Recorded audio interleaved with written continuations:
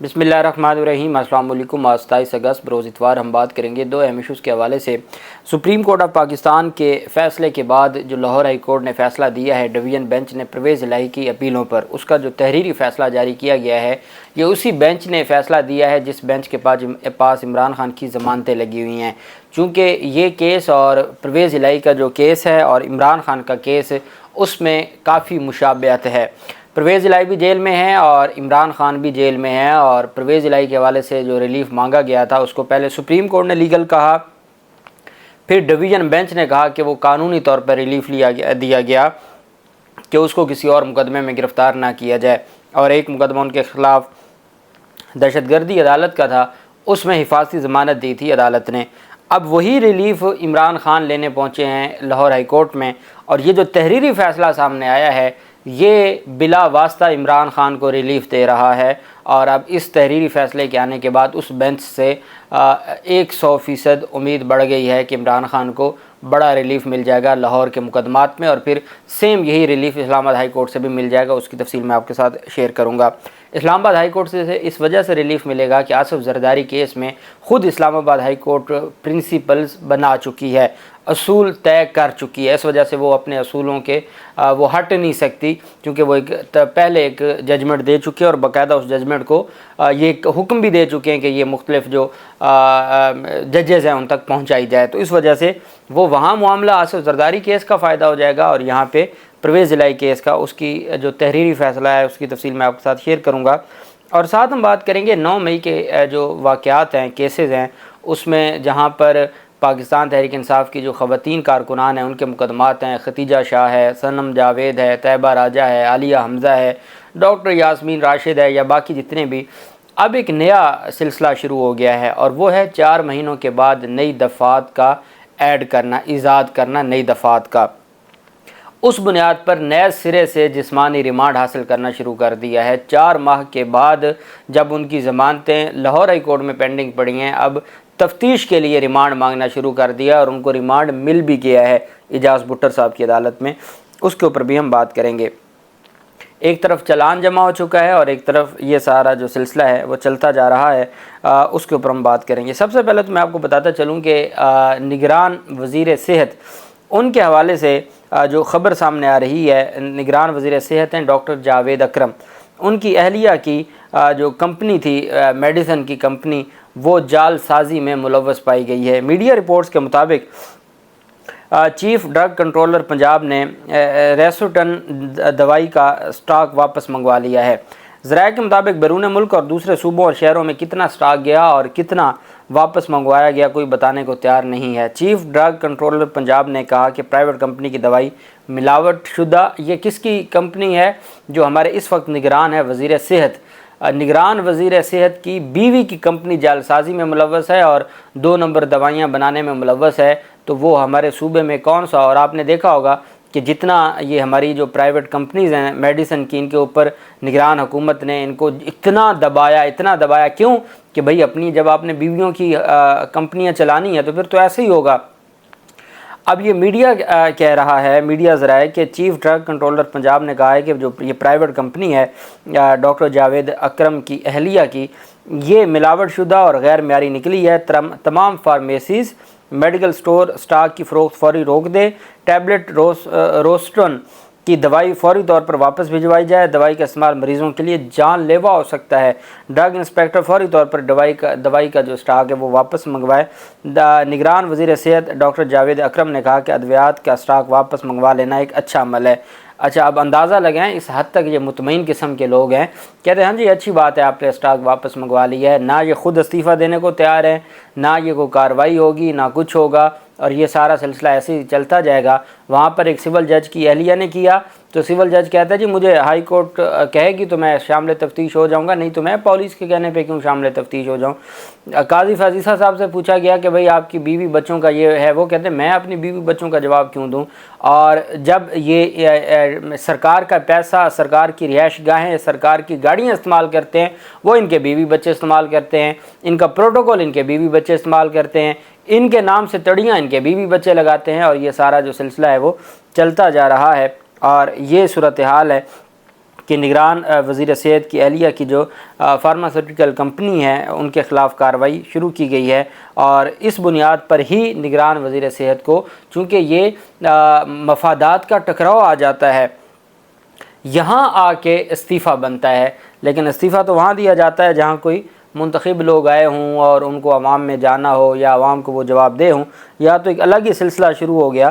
اور دوسری جانب یہ بالکل ویسی صورتحال بن گئی ہے جیسا کہ، اور یہ پچھلے 16 ماہ سے یہی صورتحال ہے، جیسے کسی ملک میں مارشل لا نافذ ہو چکا ہو اور وہاں پر احتجاج کرنا پابندی ہو اور احتجاج کرنے والوں کے خلاف کارروائی کی جا رہی ہو، یہ بالکل ایسی ہے۔ پہلے تو تھی پاکستان تحریک انصاف، اب پاکستان تحریک انصاف کے تو لوگوں کو اتنا دبا دیا گیا ہے اور ہزاروں کارکنان ان کے جیلوں میں پڑے ہیں، ان کی لیڈرشپ، جتنی بھی لیڈرشپ ہے، یا وہ پی ٹی آئی چھوڑ چکی ہے، یا وہ جیل میں ہے، یا وہ روپوش ہے، اس وقت کوئی ان کا لیڈر باہر نہیں ہے۔ تو اور جو کارکنان ہیں اگر وہ جھنڈا اٹھا کے باہر نکلتے ہیں تو ان کو دہشت گردی کے مقدموں میں جیلوں میں بھیج دیا جاتا ہے۔ تو یہ ایک پورا سلسلہ ہے۔ آپ اندازہ لگائیں کہ قرآن پاک کی بے حرمتی کے خلاف احتجاج، اس پر لوگوں کو گرفتار کیا گیا، 14 اگست پر لوگوں کو گرفتار کیا گیا، تو بات تو ختم ہوگی۔ اگر وہ اب بجلی کے بلوں کے پر شروع کر دیں گے، احتجاج شروع کر دیں گے، تو ان کو وہاں گرفتاریاں کر دی جائیں گی۔ پھر کہا جاتا ہے جی کہ 9 مئی کے مقدمات پڑے ہیں۔ اب پی آئی اے پچھلے دنوں سے ان کا احتجاج جاری ہے کہ ایئر لائن کو آپ 2 حصوں میں تقسیم نہ کریں، اس احتجاج پر بھی اب ان افسران کے خلاف کارروائی شروع کر دی گئی ہے۔ ہر وہ شخص جو احتجاج کرے گا، ایسے اس کو عبرت کا نشان بنا دیا جائے کہ کوئی احتجاج پاکستان میں کوئی احتجاج کرنے کی سوچے بھی نہیں۔ Pakistan airlines international airline انتظامیہ نے نجکاری کے خلاف احتجاج میں شریک ملازمین کے خلاف کارروائی شروع کر دی ہے۔ پی آئی اے بکنگ آفس راولپنڈی بند کرنے میں شامل سپروائزر کو شو کاز نوٹس جاری کر دیا ہے۔ کاشف لیاقت نامی سپروائزر کا تعلق ایئر لائن کے کمرشل ڈپارٹمنٹ سے ہے۔ شو کاز لازمی سروسز ایکٹ اور industrial commercial and employment standing ordinance کے تحت دیا گیا ہے۔ شو کاز کے مطابق بکنگ دفتر کے مرکزی دروازے صارفین کے لیے بند کرنے سے ایئر لائن امیج کو نقصان پہنچا۔ دوران احتجاج انتظامیہ مخالف نعرے بازی اور دیگر اقدامات ادارے کی ساکھ کو نقصان ہیں، خراب کیا گیا۔ شو کاز نوٹس میں سپروائزر کو کہا گیا کہ وہ اپنے اوپر عائد ہونے والے الزامات کا 1 ہفتے میں جواب دیں، بصورت دیگر متعلقہ قوانین کے تحت ان کے خلاف کارروائی عمل میں لائی جائے گی۔ اور یہ اس وجہ سے کہ ملازمین کی جانب سے ایئر لائن کو جو نجکاری اور 2 حصوں میں تقسیم اور تنخواہوں میں عدم اضافے پر گزشتہ 10 دنوں سے احتجاج جاری ہے، یونین اور ایسوسی ایشنز نے ایئر لائن بکنگ دفاتر پیر سے 3 گھنٹے کی بجائے 9 تا 5 بجے تک بند رکھنے کا اعلان کر رکھا ہے، اور اب ان کے خلاف کارروائی شروع کر دی گئی ہے۔ سب کو پتہ ہے کہ اگر 8-10 لوگوں کے خلاف کارروائی شروع کر دی جائے گی تو باقی چپ کر کے بیٹھ جائیں گے، تسلی سے بیٹھ جائیں گے، ان کو زیادہ بولنے کی اجازت نہیں ہوگی۔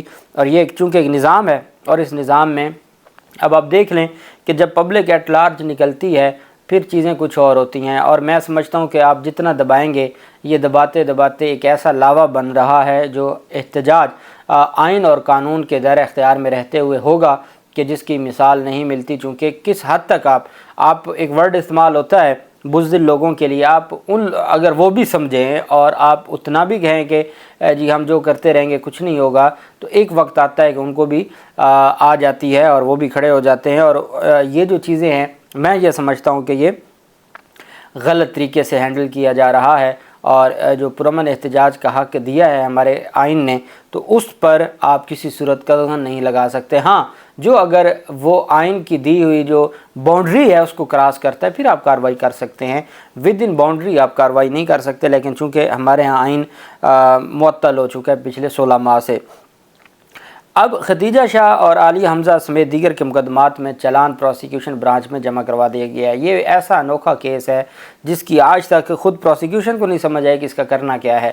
4 ماہ کے بعد چلان جمع کروایا جاتا ہے۔ چلان سے کیا مراد ہوتا ہے؟ 173 CRPC کی رپورٹ ہوتی ہے جس کو کہا جاتا ہے کمپلیٹ انویسٹیگیشن رپورٹ۔ جب کمپلیٹ انویسٹیگیشن رپورٹ بھی جمع کروا دی جائے اور ختیجہ شاہ، علی حمزہ سمیت دیگر کے مقدمہ کا چلان پروسیکیوشن برانچ میں عدالت کو بتایا گیا کہ جمع کروا دیا گیا ہے، تفتیشی افسر نے عدالت میں کہا کہ پروسیکیوشن چالان کی جانچ پڑتال کر رہی ہے۔ ختیجہ شاہ، عالیہ حمزہ سمیت دیگر کے جوڈیشل ریمانڈ میں توسیع کا حکم جاری کر دیا گیا۔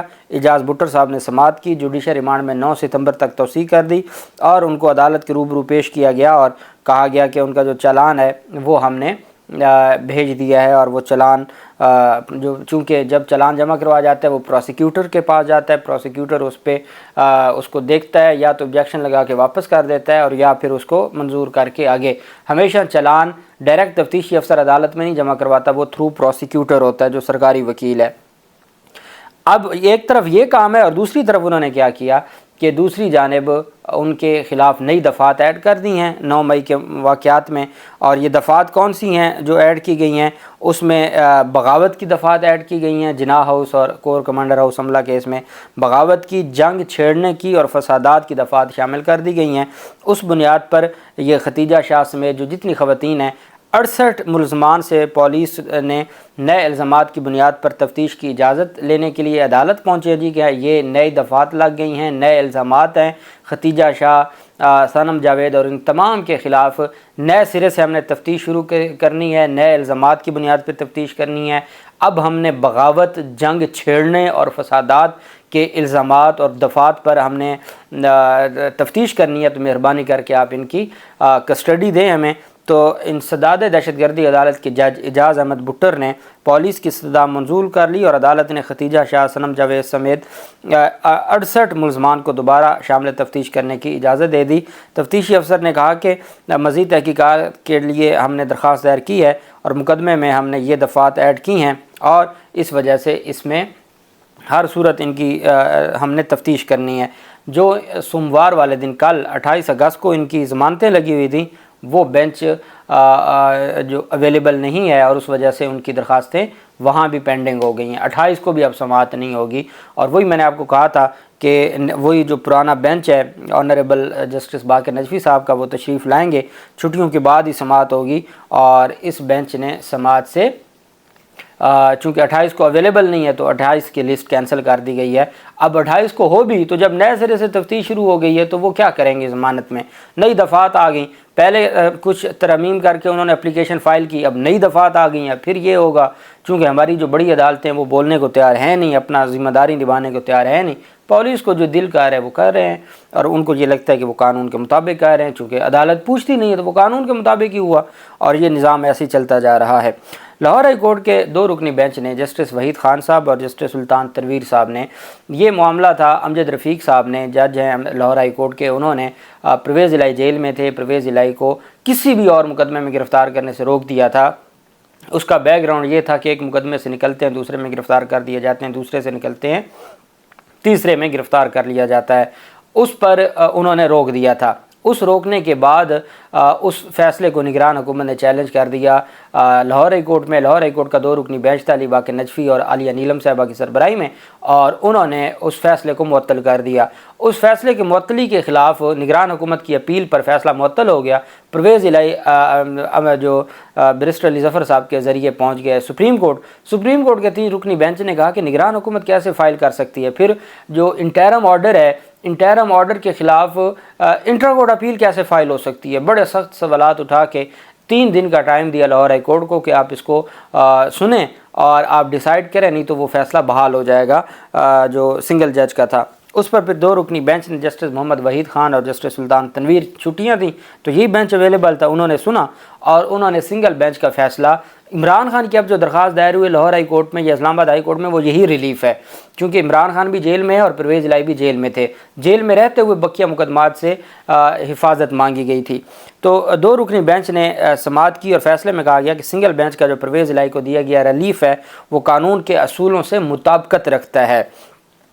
سنگل بینچ کا فیصلہ انہی اصولوں پر ہے جو سپریم کورٹ اور ہائی کورٹ کے فیصلے پہلے سے طے شدہ ہیں۔ عدالت نے کہا کہ ایڈوکیٹ جنرل خالد اسحاق نے کہا کہ سنگل بینچ نے فیصلے میں مانگی گئی استدعا سے بھی تجاوز کیا، سنگل بینچ نے درخواست میں کی گئی استدعا کے مطابق ہی ریلیف دیا۔ لاہور ہائی کورٹ نے فیصلے میں کہا کہ ایڈوکیٹ جنرل کے اعتراض درست نہیں ہے، سنگل بینچ کے فیصلے میں مداخلت کی ضرورت نہیں ہے، اس وجہ سے اپیل خارج کی جاتی ہے، اور ان کی جانب سے یہ کہا گیا کہ جو سنگل بینچ نے ان کو ریلیف دیا ہے اور سنگل بینچ نے جو ان کے بارے میں یہ کہا ہے کہ ان کو گرفتار نہ کیا جائے اور ان کی مختلف مقدمات میں پھانسی ضمانت بھی دی ہے، وہ بالکل قانون کے مطابق ہے۔ یہ وہ ریلیف ہے جو عمران خان اب چاہتے ہیں، اور اسی بابت اسی بینچ کے سامنے عمران خان کی درخواست ضمانتوں پر کل سماعت لگی ہے۔ اب دیکھنا یہ ہے کہ لاہور ہائی کورٹ اور اسلام آباد ہائی کورٹ سے کیا ریلیف ملتا ہے، چونکہ رول آف کنسسٹنسی یہ کہتی ہے کہ جو ریلیف پرویز الہی کو ملا ہے اور جو فیصلہ وہاں آیا ہے وہی یہاں آنا چاہیے، اور میں امید کرتا ہوں کہ یہی فیصلہ آئے گا۔ اللہ پاک پاکستان کامیاب و ناصر ہو۔ بہت شکریہ۔ اللہ حافظ۔ پاکستان زندہ باد۔